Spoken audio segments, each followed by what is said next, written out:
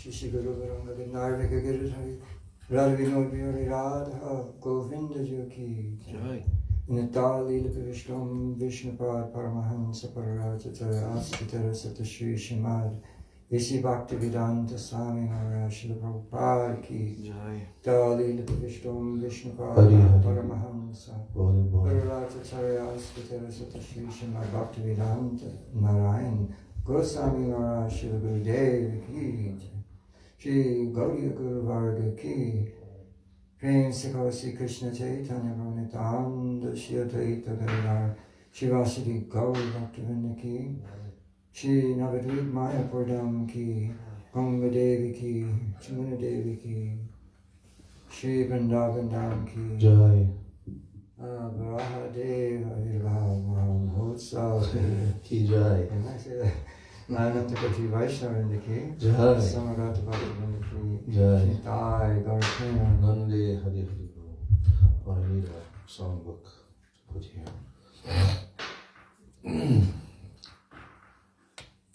So today is Varāhadeva, and this morning we read the very exciting adventure of Lord Varāhadeva fighting and battling with the demon, the first demon in the universe, which was Hiranyaksha. So it was very, I like every year when we read that story on this day, because it's the Lord's pastimes, and the Lord loves to fight, because that's one of the rasas. So we all know how the two gatekeepers of Vaikuntha, Jai and Vijay, how they wanted to satisfy their Lord, Lord Narayan, because they could detect, he didn't say it, but they could sense, because a perfect servant knows all the feelings of the perfect master. And they could detect that our Lord wants to fight. We can fight with him, but our fighting will not be in the mood of an opponent, right? We'll just be like sparring. You know, when professional boxers, they have sparring partners, and they mimic fighting, but they're not actually fighting. It's not a match of a winner or a loser, it's just training.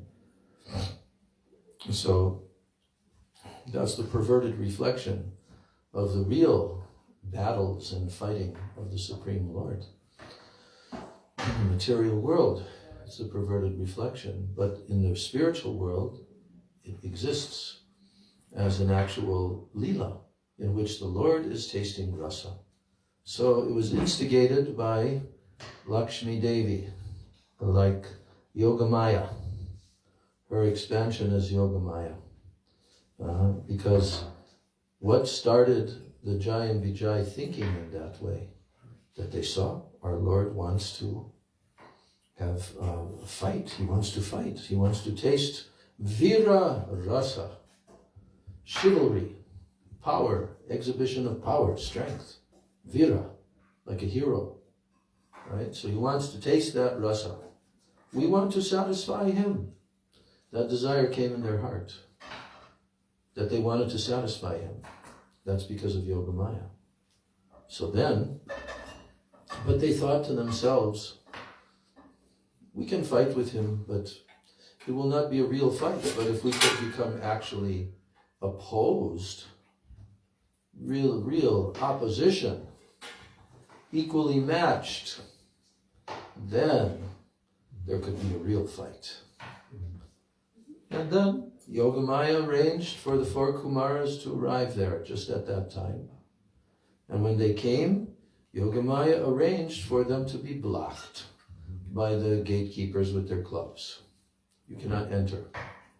And then the 4 Kumaras, Yogamaya implanted in their hearts some anger, so that they would curse these 2 gatekeepers.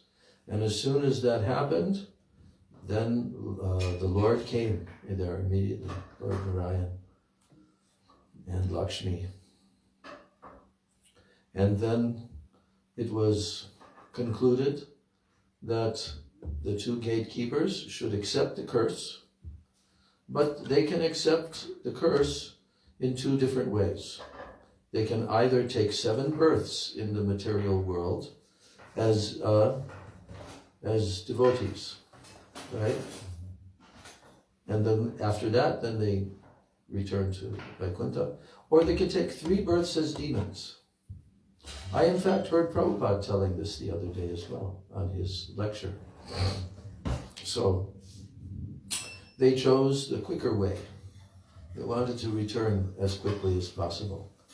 Just like we want to return to the Holy Dham as quickly as possible. But when you're held back, it's a very torturous experience. So the Jai and Vijay, then they took birth 3 times. And the first one was as the sons, 2 brothers, as the sons of Diti and Kashyapa Muni. There also she gives birth to demons as well, and demigods, because they're Prajapatis. So those species have to come into the material world. So in this way, the 2 demons, Hiranyaksha and Hiranyakashipu, they were extremely powerful. Never before seen in the history of the universe as powerful a demon as, especially Hiranyakashipu, but Hiranyaksha also. Never since that time has there been a demon as powerful. You know how we know this? Because one time, Ravana, who of course was with the second birth of those demons as Ravana and Kumbhakarna, right? But that Ravana was also supremely powerful. But Srila Bhakti Rakshak Sridhar Maharaj, I heard him tell the story. I haven't actually seen it in the Ramayana. Of course, there's 2 different versions of the Ramayana. But the story about how Ravana saw, he was trying to accumulate as much gold as he could and bring it to Lanka. You know, the very tiny, teeny, weeny demons of the Kali Yuga also wanted to go around the world, the Portuguese and so forth, with their ships to bring gold. But Ravana, he could bring a lot of gold. So his whole city, Lanka, was made of so much gold. Unimaginable amounts of gold. So anyway, there's the story that as Ravana was moving around, he came upon this big, huge, gigantic hill, which was made of gold. So Ravana thought, oh, I should bring this back to my kingdom. And then he was stooping down and trying to lift this big, gigantic hill made of gold. But he couldn't even budge it. And then one of his guru, I forget who his guru was, but his guru came and said, oh, Ravana, don't you know? What is this hill? This is not an ordinary hill of gold. This is the earring of Hiranyakashipu. This is his earring. So that gives you some idea how far superior of a demon Hiranyakashipu was. So we can know this. Of course, in Krishna Lila, we also see personalities like Kamsa, who overcame so many demons, but that's in Dwapara Yuga. This is in Satya Yuga. This fight between Hiranyakashipu and Lord Nrsingadev and Varāhadeva and Hiranyaksha. So therefore, there was a big, huge difference between the strength and the power of Hiranyakashipu as compared to Ravana, and then finally as compared to who? Shishupal and Dantabhakra in Dwapara Yuga. So like that, we're not exaggerating when we say that Hiranyakashipu was the most powerful demon ever appeared in the universe. And it took this form of the Lord Vishringadev, to finish his very short-lived reign of the universe. And Hiranyaksha was also just as powerful. So we read that today, because it's Varāhadeva, how Lord Varāhadev comes, and how he conquers over. It's a very exciting narration. So tomorrow, yesterday was Ekadashi, and tomorrow is Lord Nityananda Prabhu's transcendental appearance day, Nityananda Trayodasi. And they're making the temple room somewhat ready with festoons and so forth.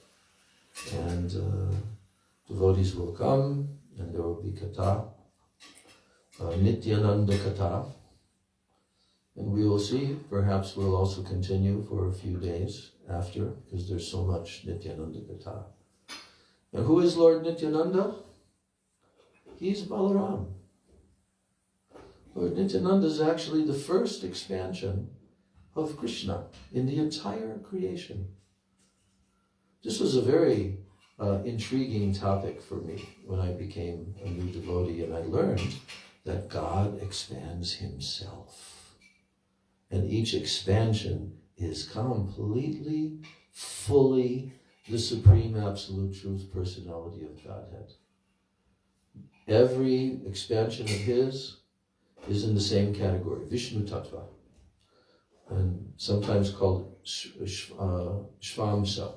Shvamsa means that Sva Amsha is a part of his own very self. Sva. Sva means himself. Svamsha. Sva-amsha. So, all the incarnations of the Lord are full, complete. Although they're called amshas, but they're actually completely absolute, the Supreme Personality of Godhead.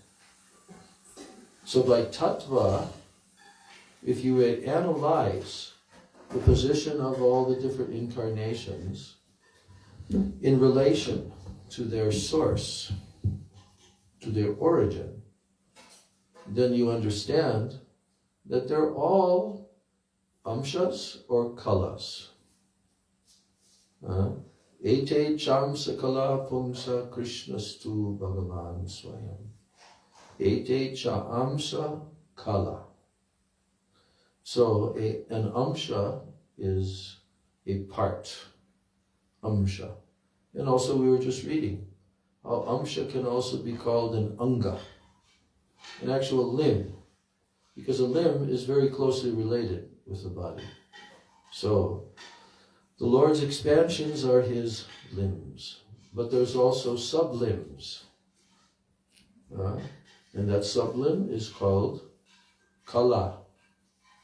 And our acharyas have given the name plenary portion. A plenary expansion of an expansion.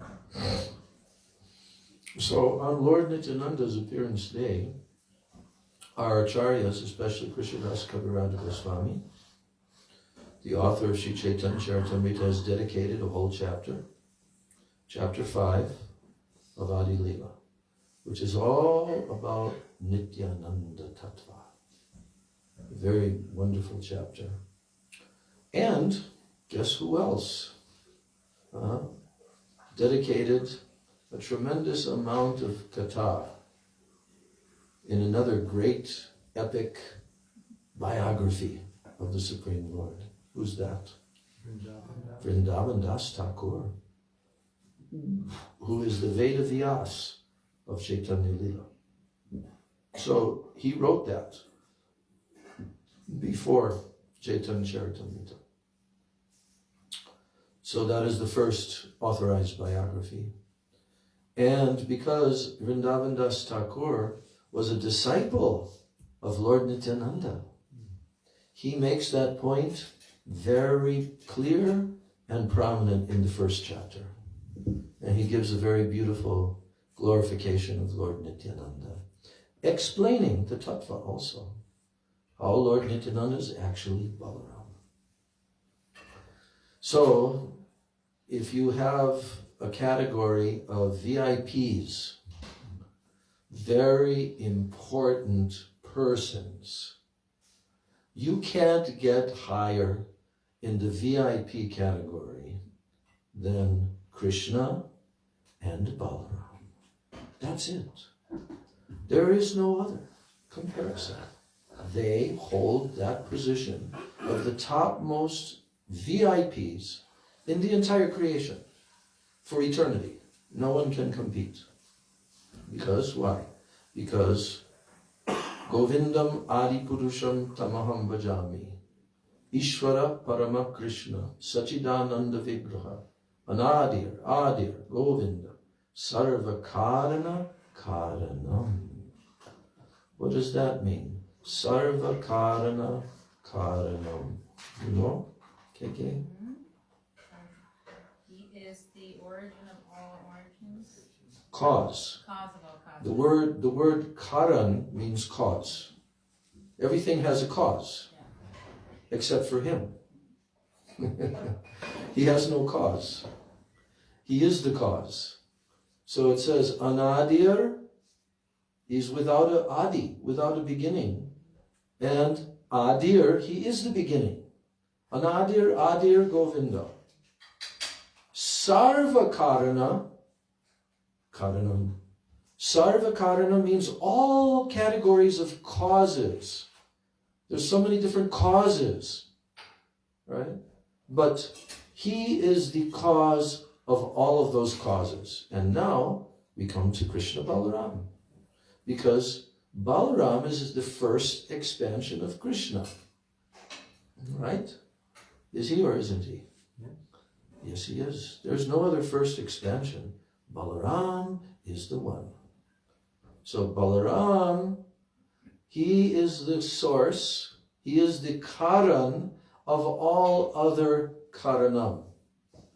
And how do we know that? Because Srimad-Bhagavatam, our acharyas, they very clearly explained that all different causes, because a cause has to be a living entity.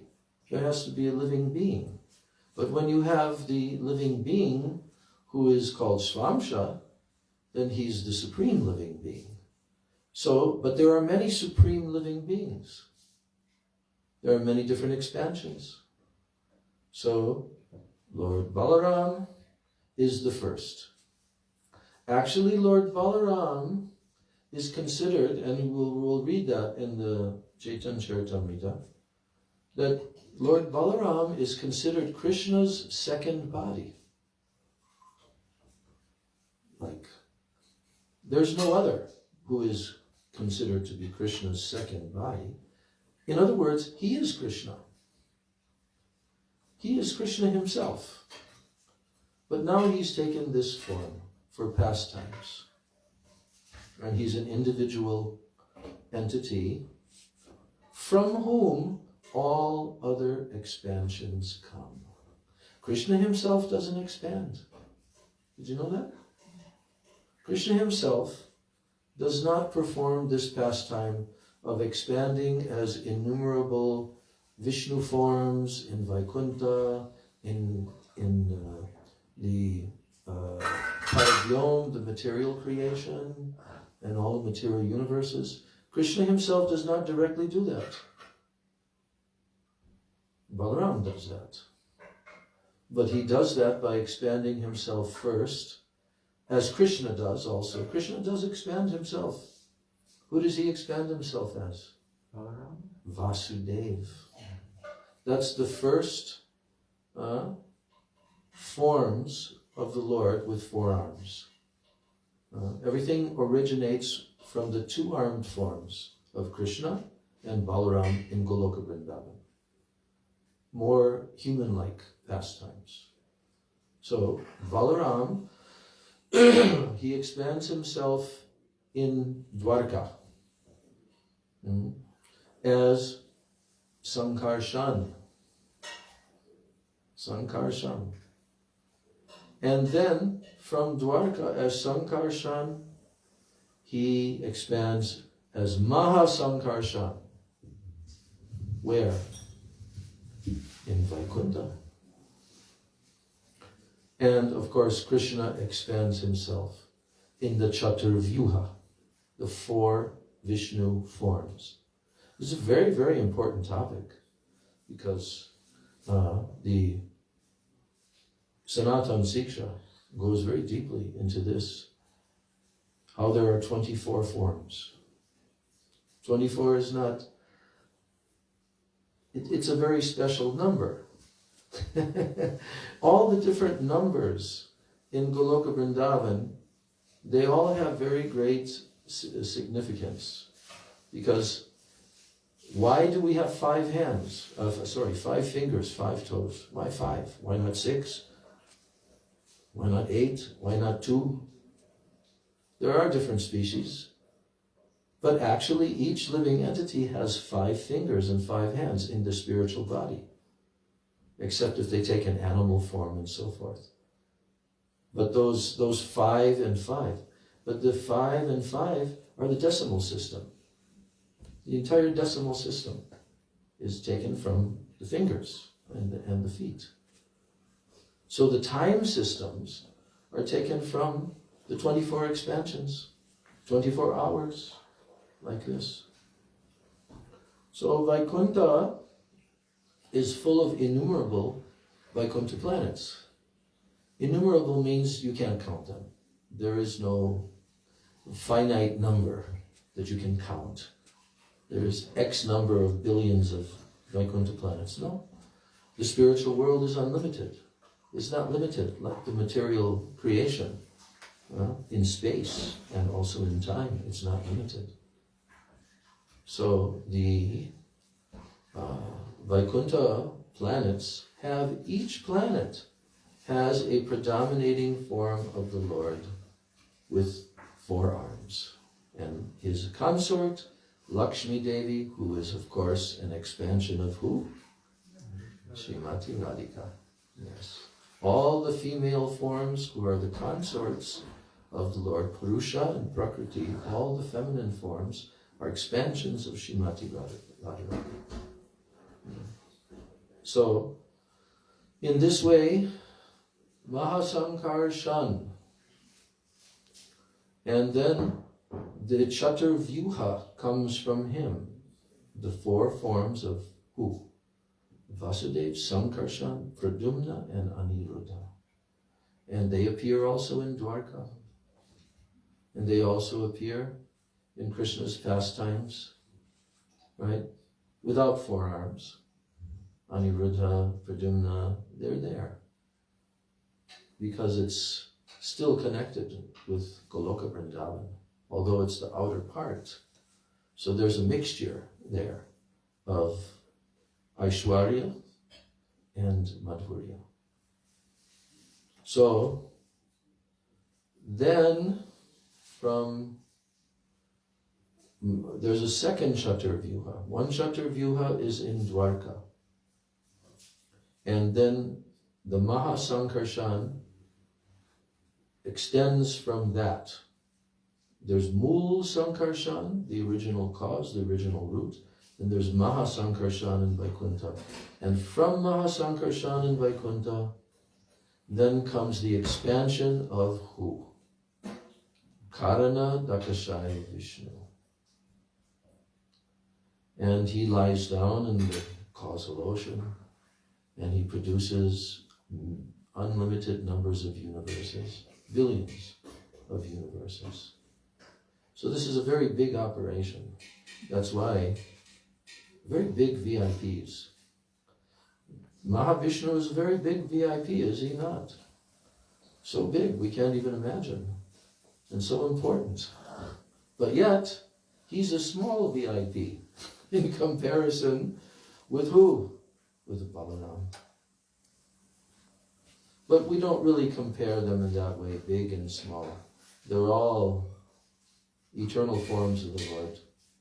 But these are Naimitic Leelas. You know what Naimitic Leela means? It's of the material creation. So those forms that expand into the universe as Garbhodakshaya Vishnu, Kiradakshaya Vishnu, like that, they all return into the original of their origin. And then Karanadakashaya Vishnu, sometimes he's there in the causal ocean, because we have heard this and read this from Srila Prabhupada. He says, sometimes, like a dark cloud comes in the corner of the sky, so sometimes there is a material creation, right? Which means that sometimes there's not. But we don't hear much about that the material creation is now shut down for some period of time. Right. So anyway, this is just a little overview before we get into the topic of Lord Nityananda. And he's actually Lord Balaram directly. Brajendra Nandana Jay. There's a song from Narottam Das Thakur. He says, Brajendra Nandana Jay, Sachi Sutta Hoilo She, Balaram Hoilo Nitai. So in this Kali Yuga, this Danya Kali Yuga, this very, very fortunate Kali Yuga, Brajendra Nandana Jay, Sachi Sutta Hoilo She.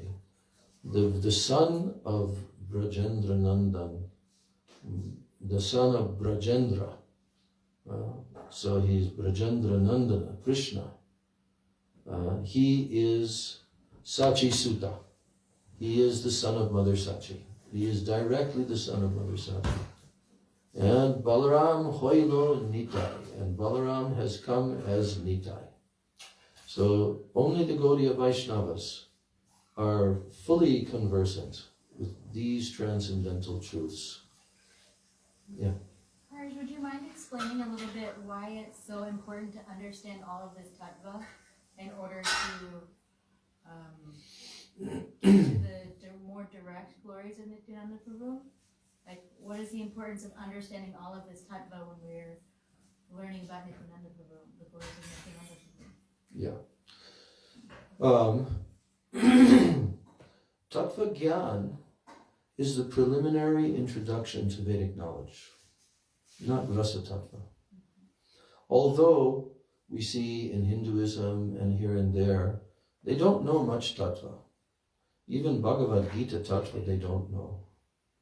But without hearing Tattva Gyan, it's not possible to enter into the Rasa Tattva. That's why the philosophical truths of Tattva must be first of all understood, because this is very extremely purifying to the heart, to the intelligence. But what Gurudev, he would like to give, he always liked to give a combination. That's one very significant tactic of those who are Tattvagya and also Bhavuk and Rasik. That they're relishing and tasting, but they also understand the necessity for the beginners to learn Tattva Gyan. It's kind of like learning the alphabet to learn how to read, right? If you don't learn the alphabet, you'll never learn how to read. So you have to learn the different parts, different principles. And that's why Chaitanya Mahaprabhu taught the Dasmul Tattva. There you do a very exacting, perfect study of what is the truth. Because Tattva actually means truth. And it also means philosophical principle. So Tattva. And there are many, many different Tattvas. Many different Tattvas. So Bhagavad Gita is presenting the Dasmul Tattva. Because what is the first principle of Dasmul? First principle is called Praman. Unless somebody develops strong deep understanding and conviction about the validity, the perfect knowledge coming from the perfect absolute source in the form of Vedic knowledge. Unless someone develops that, then they will not be able to study the other 9. Because prameya means that which is proven by the Praman. So, Vedic knowledge has to have this standard of tattva gyan and divided into these different categories. Gurudev would also agree with this principle so much. We can see how Srila Prabhupada introduced tattva gyan. He was always preaching Bhagavad Gita, mostly, in the very beginning. Then he was also preaching select verses and different philosophical principles from Srimad-Bhagavatam. Right? So many like that. But we know that after studying Bhagavad Gita, you still don't have the full picture. I like the way that Bhakti Swarup Sridhar Maharaj would say that you get 80%. Maybe some others have also told that. There's something not given there, and that is given in the Srimad-Bhagavatam. So that's why the perfect study, Prabhupada introduced both Gita and Bhagavat every day, studying very thoroughly. And if somebody really got this under their belt, then they can remain very strong and very fixed. But without Tattva Gyan, someone cannot remain fixed. If they're only studying Ras, but they don't know Tattva Gyan, it's not complete. So that's why there are 9 cantos. Why not, if all that's required is to hear Krishna's sweet pastimes, which is the ultimate conclusion of all Vedic knowledge, then why was there 9 cantos spoken by Śrī Goswami? There's so much philosophical depth is there.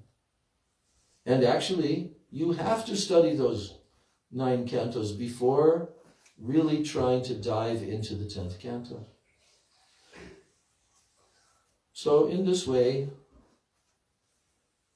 on these special days, we have an opportunity to hear, because it's very condensed, what Krishnadas Kaviraj Goswami is giving, which is the conclusion of Srimad-Bhagavatam.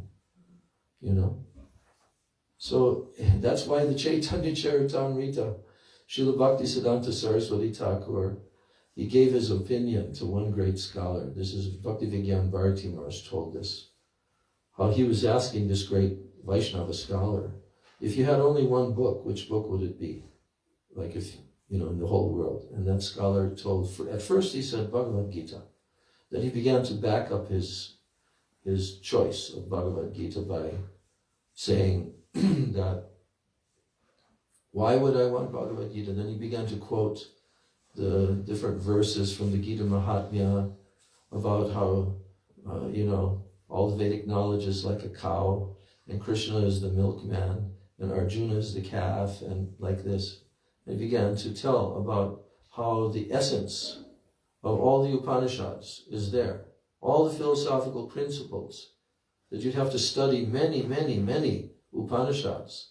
But Krishna has condensed it into the form of one conversation, 700 shlokas, Bhagavad Gita, the song of Bhagavan, right? So it's so important, Bhagavad Gita. But unfortunately, as Prabhupada points out, it has been so misconstrued and just really perverted understandings of what is the purport of the Bhagavad Gita. In Hinduism, it's just a big, confused hodgepodge.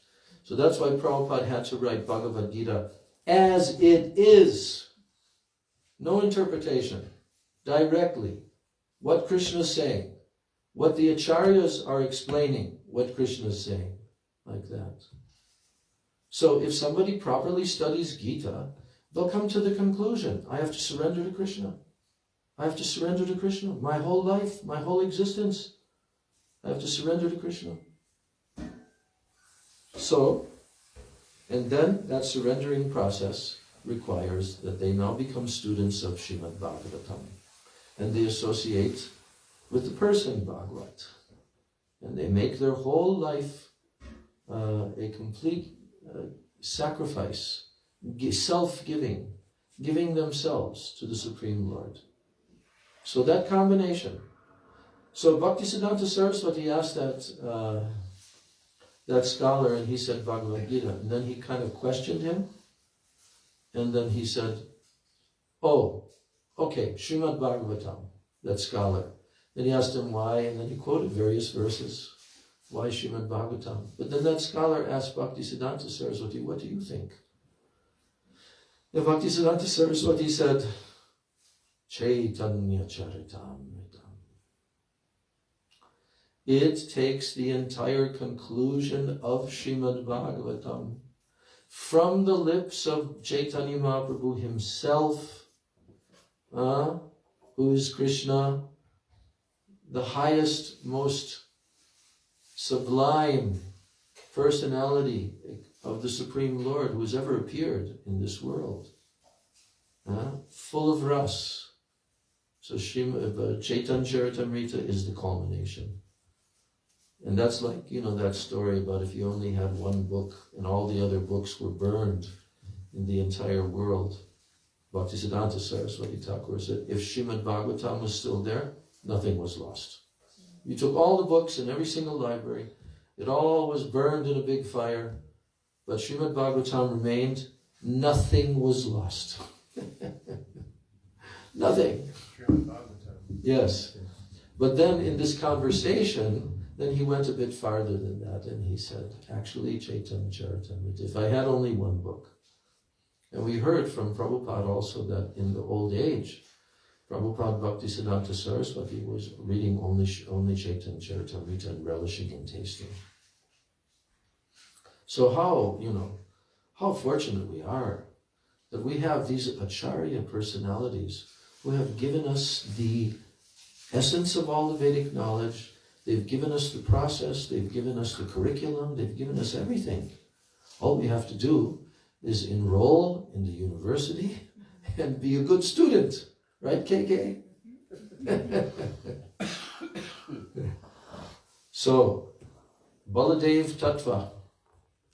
I have mixed feelings whether to start with the Chaitanya Bhagavat or the Chaitanya Charitamrita. But I think for now, I'm starting with Chaitanya Charitamrita. 5th chapter, Adi Lila. I didn't even say my Mangala Charana, I was getting so excited. Gurve Gaura Chandraya Radhikaya Itadanaye Krishnaya Krishna Bhaktaya Tad Bhaktaya Namo Namaha.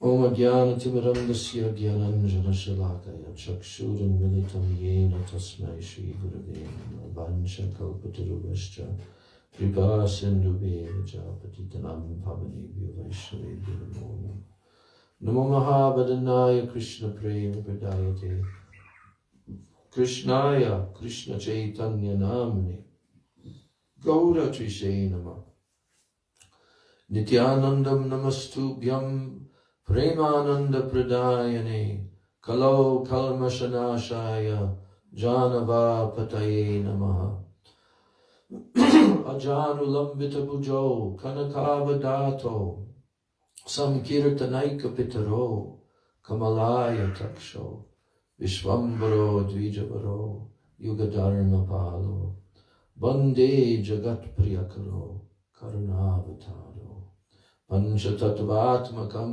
Krishnam Bhakta Rupa Swarupakam Bhaktavataram Bhaktakyam Namami Bhakta Shaktikam.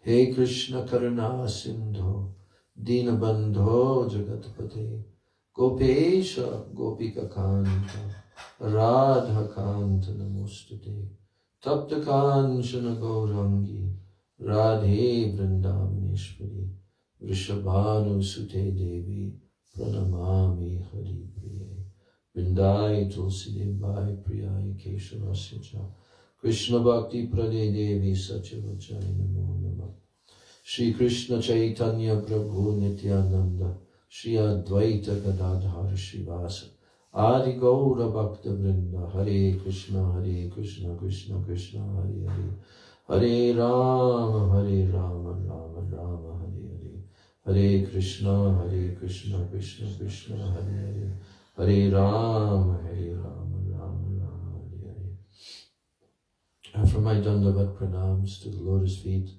of my most worshipable, beloved Gurudev and Siksha Gurudev, Nityalila Pravishtom Vishnupad Paramahansas Tatara Sata Shri Shimadesi Bhakti Vedanta Swami Maharaj Srila Prabhupada, Nityalila Pravishtom Vishnupad Paramahansas Tatara Sata Shri Srila Bhakti Rakshak Shri Dhara Goswami Maharaj, and Nityalila Pravishtom Vishnupad Paramahansa Ashtatara Sata Shri Srila Bhakti Vedanta Narayan Goswami Maharaj. My Dandavat pranams to the lotus feet of all of my Shri Rupa Nuga Guru Varga. My Dandavat pranams to all the Vaishnavas and all the Vaishnavas.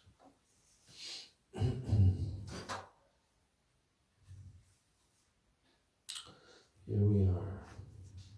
Chapter 5, Adi Lila, the glories of Lord Nityananda Balaram.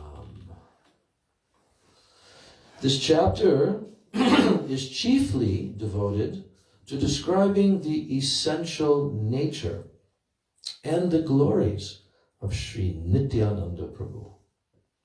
Lord Shri Krishna is the absolute personality of Godhead, and his first expansion in a form for pastimes is Śrī Balaram.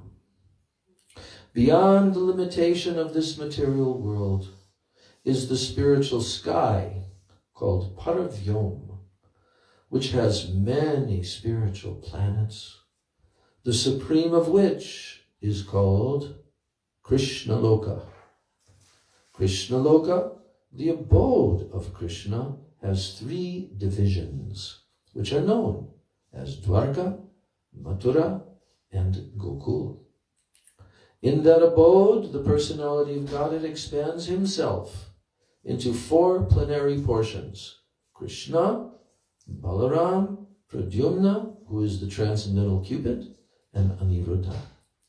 They are known as the original quadruple forms in Dwarka. In Krishna Loka is a transcendental place known as Shveta Dvip, or Vrindavan.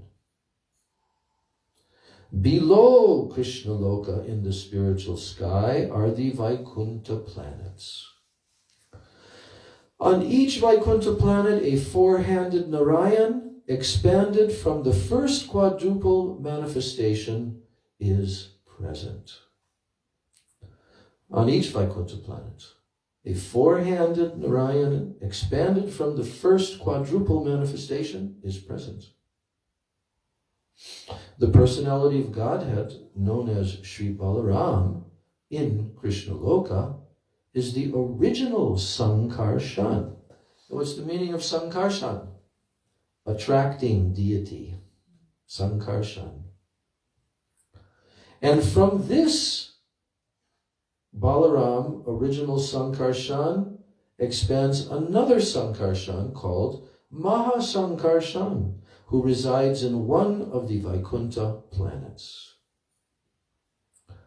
By his internal potency, Mahasankarshan maintains the transcendental existence of all the planets in the spiritual sky, where all the living beings are eternally liberated souls. So that's not a temporary place. That's eternal. Who's maintaining that? Mahasankarshan.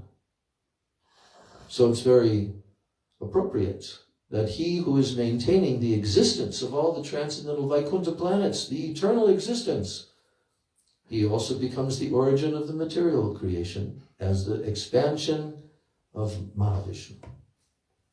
So, yes, Mahasankarshan, by his internal potency, maintains the transcendental existence of all the planets in the spiritual sky, where all the living beings are eternally liberated souls.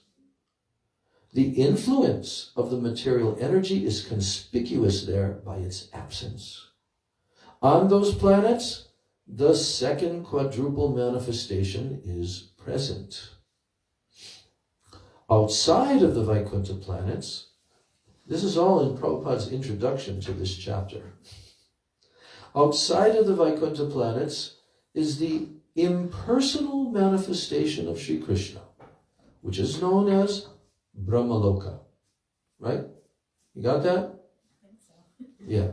That's the Brahma, what we call Brahma Jyoti and so forth. It's actually Krishna's impersonal manifestation. We know that this is the Lord himself. How do we know that? Because in Srimad-Bhagavatam, Iti Shabditi. Yes, can you tell?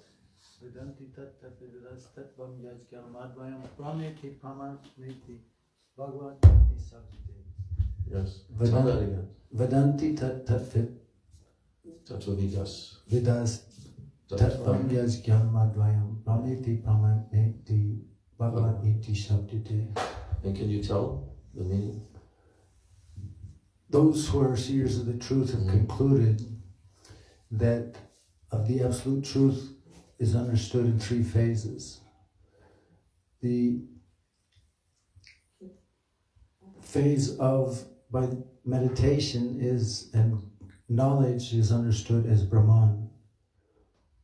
Then by the process of mystic yoga, one can understand Paramatma, the Lord in the heart of all living entities.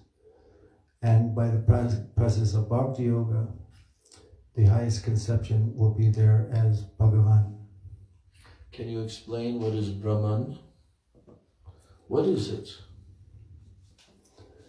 But Brahman is the impersonal feature of the absolute truth, or like the rays coming from the bodily effulgence of the supreme absolute truth in the form of the Ete Chakshak Kalapungsam.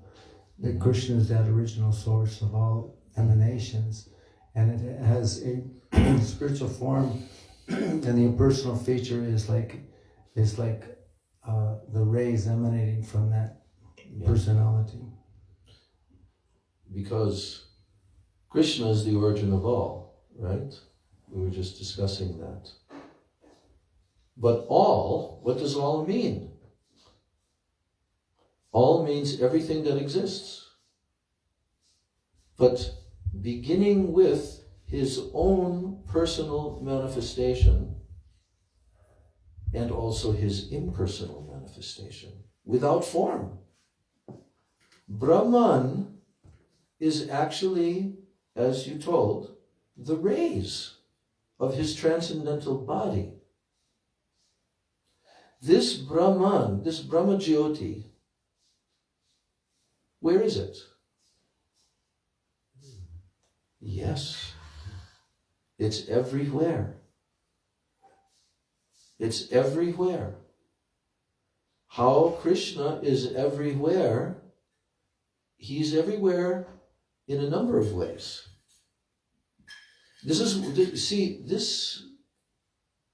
point, this philosophical point. What is the supreme tattva, the supreme absolute truth? So this verse from Srimad-Bhagavatam is telling, Vadanti. Vadanti means they have said. Who have said? Tattvavidas. Vadanti tat, tattvavidas. Vadanti tat. Tat means that absolute truth. Vadanti, they have spoken. Who? Tattvavida. Those who are fully conversant with tattva, with the supreme absolute truth. So that's very important, this first line. Because this is not speculation. This is not mental speculation. This is coming from persons who've realized fully the absolute truth. Very rare individuals. So Vadanti Tattva Vidas Tattvam yajnanam advayam. So, Tattvam yajnanam advayam. You probably know the meaning of each of those words. Tattvam yajnanam advayam. Non-dual. Can you take the mic and talk? So tattva we just told means Truth. what? Truth. Not just truth. Absolute. The absolute truth. Okay? Then yaj jnanam advayam. Knowledge that of the absolute truth that is non-dual. The absolute means tattvam yaj jnanam advayam. This means the absolute truth is non-dual knowledge. Not knowledge, non-dual knowledge of the absolute truth. No. The absolute truth is himself non-dual knowledge. Now, why is that word being used? Advayam. Advay. Like Advaita, right? Adgyanam, Advayam. Non-dual knowledge. So why is this being told? Non-dual knowledge. Because knowledge, jnana, means consciousness. Not unconscious. The absolute truth is the supreme conscious entity who is one without a second. Advai. Advai. Dvai means more than one. Advai means without a second one, without advai, non-dual. So Gurudev really stressed this point when he started to explain these points, and he's referring also to Mahaprabhu's teachings to Sanatana Goswami, where Krishna is called Advai Gyan Paratattva. Advai Gyan Paratattva. Para tattva means what? Para tattva. Supreme tattva. No other tattva greater or higher than him. He's para tattva. Param tattva. So, in this verse that we're discussing, Brahmeti, Paramatmeti. You know, there's a story of how Ganesh ji, he agreed to be the scribe. You know that story? He agreed to be the scribe for Vyasadeva. But on one condition. That number one, Vyasadeva could not stop speaking. And the other, he could not stop writing. But the condition was he had to fully understand exactly what Vyasadeva was saying. If there was any question and he didn't understand it, he would stop writing. And his condition was that he wouldn't stop writing. So Vyasadeva's condition had to be that he would say everything and he would understand everything. He would understand it. Then he could write it. So, what happened? This verse that we're talking about from the 2nd chapter of Srimad-Bhagavatam, when Ganesh heard this verse, Vadanti tat tattvavidas tattvam yajnanam advayam. Up to that point he could understand. Because it's telling there that those who have realized the absolute truth describe the absolute truth as non-dual knowledge. Vadanti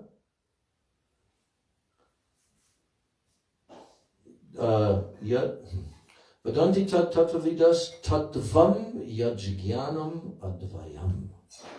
So there it's saying advayam, non-dual. But then the next line is what completely confused Ganesh. That just after he just said it's non-dual knowledge. Non-dual. That means only one. Then he said, they describe, these persons who have realized the absolute truth, describe as Brahmeti, Paramatmeti, Bhagavan iti Shabdyate. Three features. So that was what made Ganesh stop writing at that point. Of course, he continued after that, but because it seems like a contradiction. The absolute truth is non-dual, supreme tattva, non-dual knowledge, consciousness. But he is known in three features. So, Brahmeti, Paramatmeti, Bhagavaniti, Shabdyate. What is this describing? This is describing Chaitanya Mahaprabhu's highest conception of the supreme absolute truth as what? Achintya, inconceivable, Ved, Abhed, Tattva. Simultaneously one and different. That topic of difference and oneness is very important, because if anybody wants to start even from a position of just observing this world, trying to figure it out, what is this world, where did it come from, all these things, without having Vedic knowledge, then they will look at this world as what is the origin of it? That immediately becomes the question. Where did it come from? Who did it come from? How did it come? So it's undeniable that we live in this world and we see all these manifestations and we have a connection with this world and so forth. But yet we don't know, where did everything come from? So that's where Vedic knowledge comes. Without Vedic knowledge, no one will ever know in the entire duration of the whole universe if Krishna did not give this enlightenment in the form of Vedic knowledge. To who? To Brahmaji, right in the very beginning of the creation. That Vedic knowledge is there. So all other forms of religion or upadharma that come about, especially in Kali Yuga, they are simply subordinate. They are little stepping stones that the Lord arranges for the jivas who are not yet ready to come in and to come into a proper line of clear understanding, coming in Guru Parampara. So, just like Christianity. Christianity was arranged by the Supreme Lord that religion would be there, Judeo-Christian, that line, then you got the Muslim line, and like this. But these are all preparatory, introductory systems of knowledge, but very, very basic. But that is required for those people in that level at that time, right? All of this is gradually to build some kind of platform by which they can come into the Vedic system, Vedic knowledge. So, that absolute truth is in three features. And the first one is Brahman, Brahmeti. And that is Krishna himself in his impersonal aspect, which is all-pervading, everywhere. Everywhere. Indestructible, all-pervading, ever-existing. But there's no rus in that. No rus is there. Then his second feature is called what? Paramatma. Super soul. Our acharyas have given that name, the super soul. The soul is everywhere, in every body. But he is the super soul that is in every body.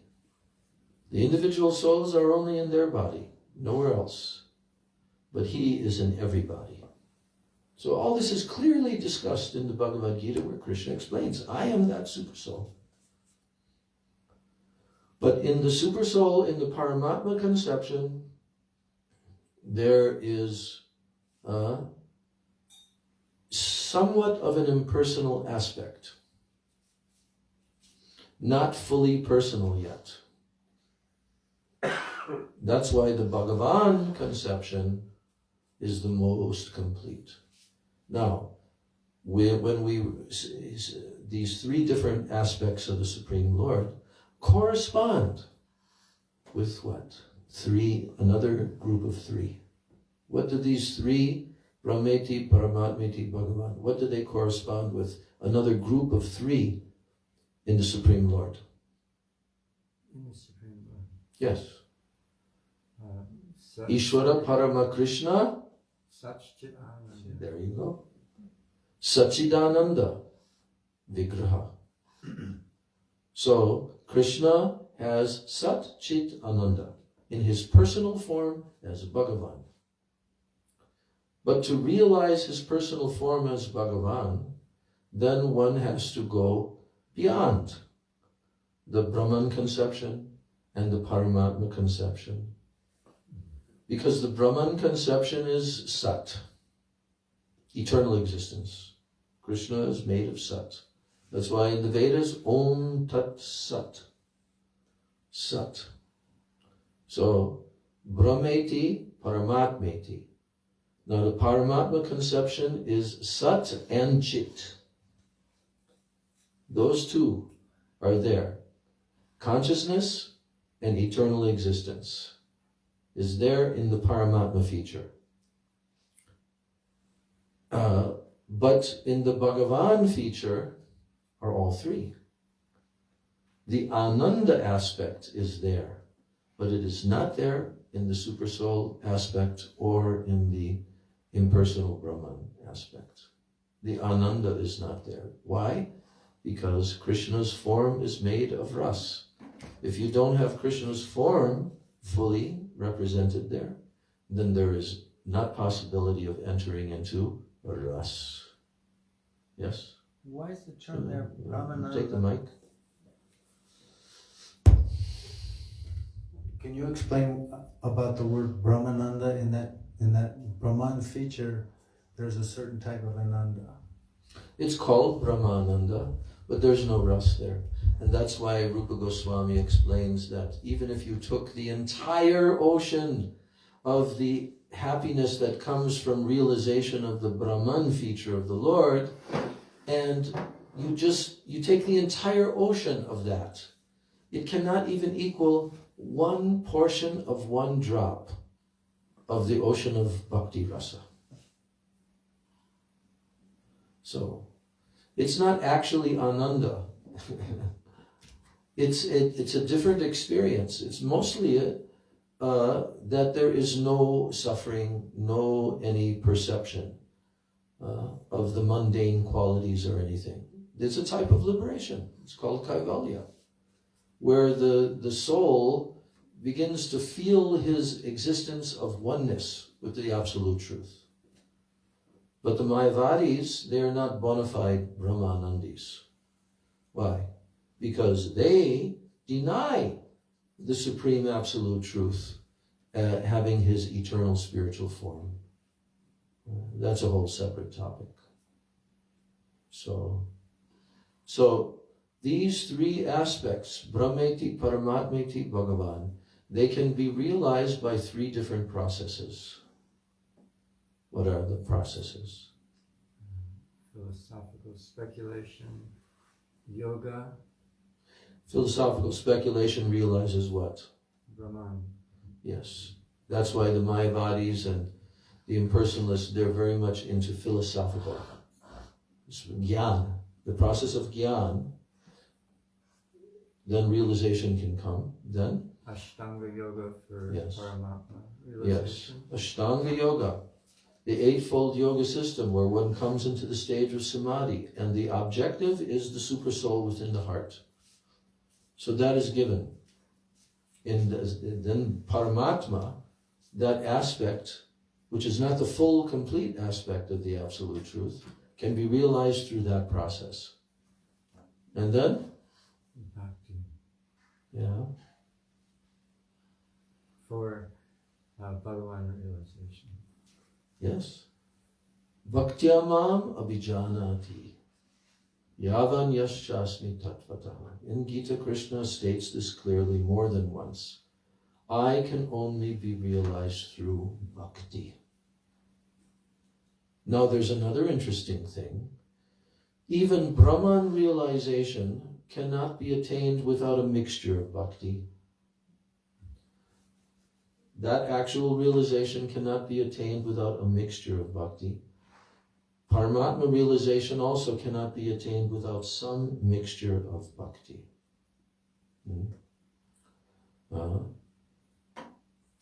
So, in this way, that verse is describing the full picture of the Absolute Truth. You want to know the Absolute Truth? Well, it has three features. You will have to understand fully each one of those features if you're going to become a knower of the Absolute Truth. But the Srimad-Bhagavatam explains everything in clear detail, and also explains about the expansions of the Lord. In fact, it begins the 3rd chapter of the 1st canto. What are the expansions of the Supreme Lord? How does the Supreme Lord create the cosmic manifestation in the universes and all of that? So this topic that Prabhupada is giving an overview of, we'll just finish in the next few minutes, is very essential, like the question that you asked. Why is this important? How did you state that question? Why is it important to know this tattva in order to approach the, Yes. I guess you'd say the pastimes of Nityananda Prabhu? The pastimes of Nityananda Prabhu. Yes. Well, I was, yes. Yes, yes. You know, the form of Gauranga Mahaprabhu and Lord Nityananda, Srila Bhakti Rakshak Sri Maharaj has a very nice book called The Golden Volcano of Divine Love. And there he also has a chapter, more than one chapter, about Lord Nityananda Prabhu. And how the infinite, because the Absolute Truth, the Supreme Personality of Godhead, Bhagavan, Swayam Bhagavan, he is actually infinite. He's infinite. There's no limit, no end. He may have one form. That is his original personality and form. But he's actually infinite. And that's why his expansions as Paramatma and Brahma, they must be understood. But Srila Sri Maharaj explains that that infinite personality you cannot find another form in which the infinite is approaching the finite, that is as merciful as these two forms of Lord Chaitanya and Lord Nityananda. This is their ultimate form. And even Lord Nityananda, his form is such pure, blind mercy, like as if he's blind. He doesn't discriminate. He doesn't discriminate who's qualified, who's not qualified. You cannot get more merciful than that. But his enthusiasm is based upon his service relationship with Gauranga. For him, everything, his whole existence is Gauranga. You see? So, but to know the tattva, who is this Lord Chaitanya Mahaprabhu? It's essential to study that, to understand. In the beginning of the movement, Srila Prabhupada introduced their names. Sri Krishna Chaitanya Prabhu Nityananda. Then he had Shamarani paint picture of Gaurnitai dancing, the Panchatattva like this. So he was introducing the personalities.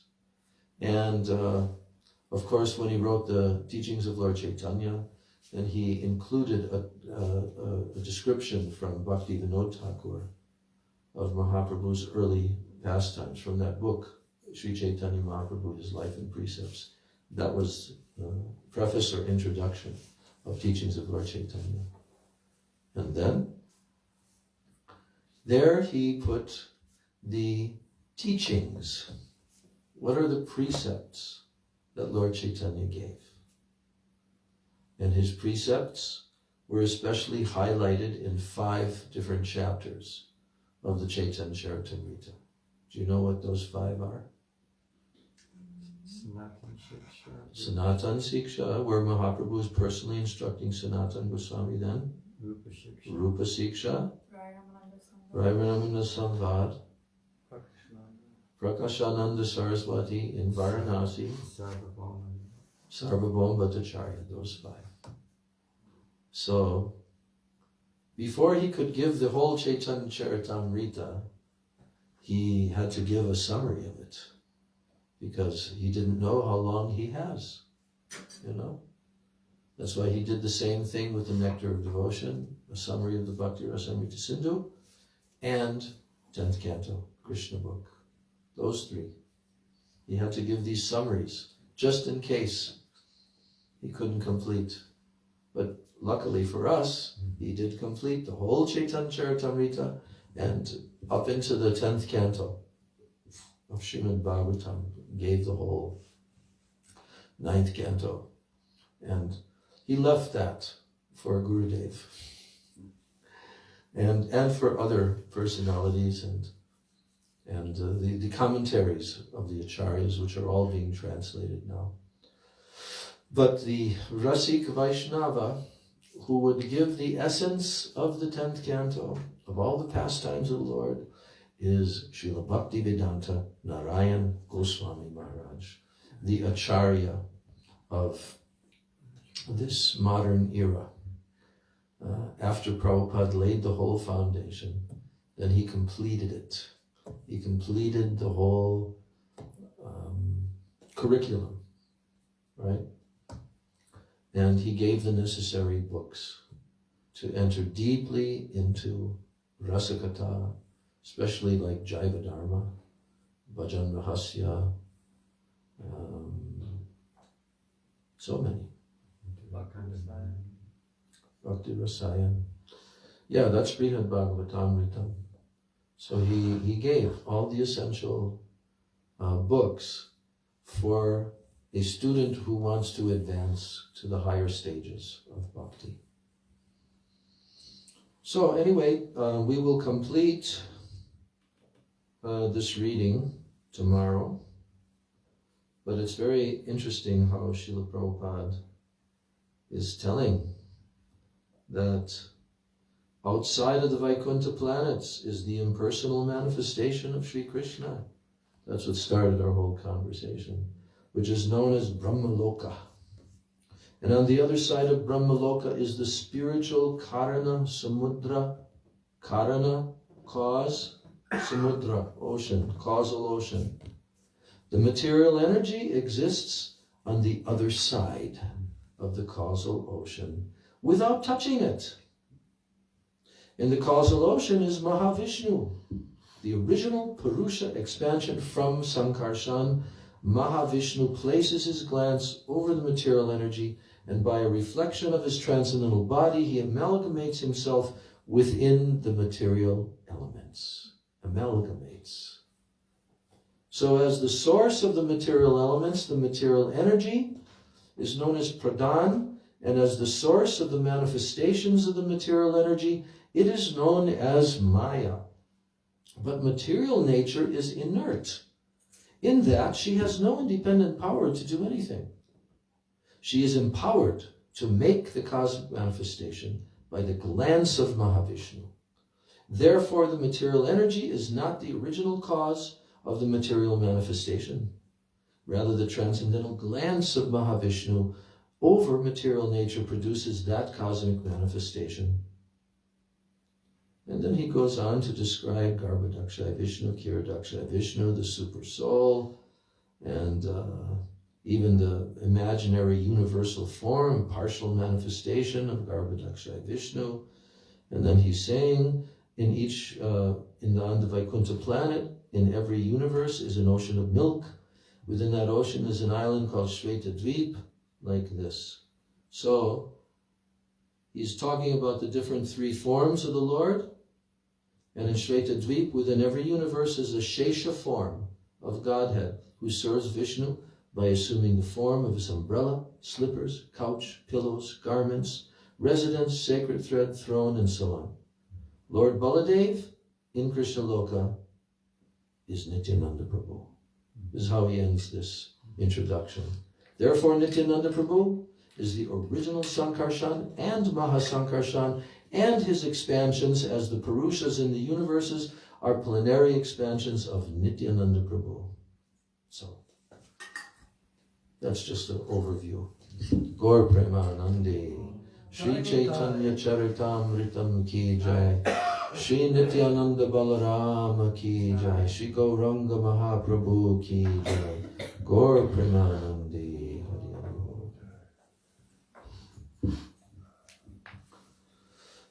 Hare Krishna, Krishna Krishna, Hare Hare, Hare Rama, Rama Rama, Hare Hare, Hare Krishna,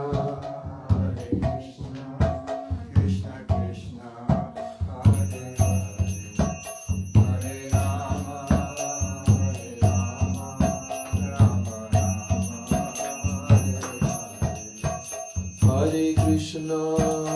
Hare Hare, Hare Krishna, Krishna Krishna.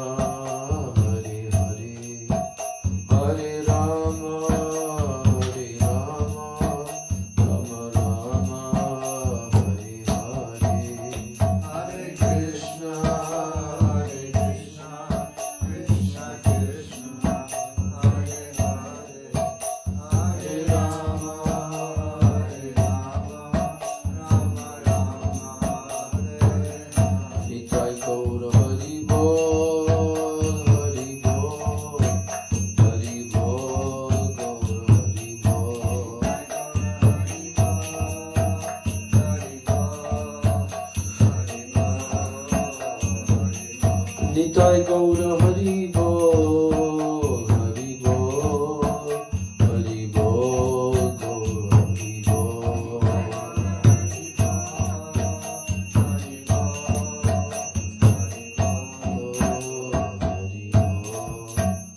Jai Nityananda Balarama ki jai, Nityananda Trayodasi ki jai, Ananta Koti Vaishnava Vrinda ki jai. Samagata Gaur Bhakta Vrinda ki jai, Nitai Gaur Premanandi. Vrindai Tulsi Debai Priyai Keshavasya Cha Krishna Bhakti Pradedevi Satyavachai Namo Namah. Vansha Kalpatarubhascha Kripa Sindhubheva Cha Patitanam Pavanebhyo Vaishnavebhyo Namo Namah. Yeah, we went